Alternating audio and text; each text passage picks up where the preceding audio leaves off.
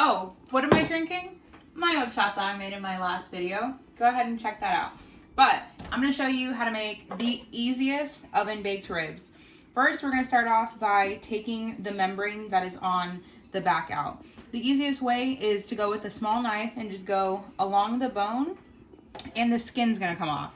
So a lot of people think that this is fat and that it's going to render out, and it won't. It's going to create them to just be tough and just not as good to eat. And sometimes it doesn't come off in one piece, so you just have to keep going at it. And this, you're definitely going to want to throw it away. And we're going to flip it over because we have some left on this side. As always, be careful. And sometimes it's easier to do this with a paper towel to go ahead and give you a little bit of a better grip. So now that I have the silver skin removed, I'm going to go ahead and just trim away some of this excess fat. Of course, some of it's going to render out when you bake it, but a lot of it won't.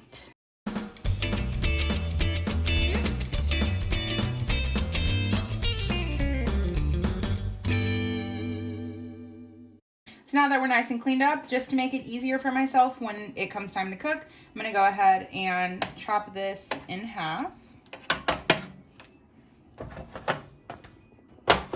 And then we can talk seasoning. And of course, to help our seasonings better stick, we're going to go ahead and hit it with some yellow mustard.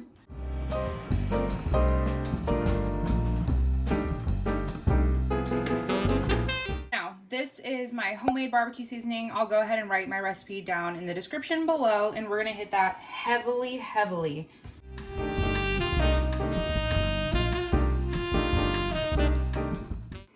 Now they're nice and heavily seasoned. I'm choosing not to season the other side because there's so much fat underneath that it's just gonna render out. I'm gonna throw it in a bag, let it marinate in the fridge for 24 hours. Now it's been 24 hours. I'm going to go ahead, take these out cold, straight from the fridge. Now you're just going to want to go ahead and wrap them and throw them in the oven. And I have my oven preheated to 300, and I'm going to go ahead and throw them in for 2.5 to 3 hours. After 2.5 hours, this is what they look like. They are super tender. The meat is literally just pulling away.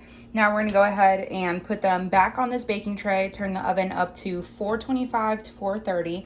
Save the liquid that is at the bottom that's rendered out fat and some of its juice. You can go ahead and use it to either thin out your barbecue sauce or use it for just anything that you want to add a little bit of meaty flavor to. And then we're gonna go ahead and add the barbecue sauce. So while our oven's preheating to 425, I'm gonna go ahead and work on the barbecue sauce. So if you have your favorite homemade barbecue sauce, by all means, go ahead and use that. I'm gonna go ahead and use these two barbecue sauce. This is a keto barbecue sauce. Of course, this one's not. This one is spicy and this one is not. So I'm kind of gonna go for a little bit of a mild.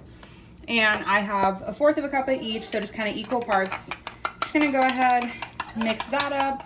And then with a pastry brush, I'm just gonna go ahead and brush that on.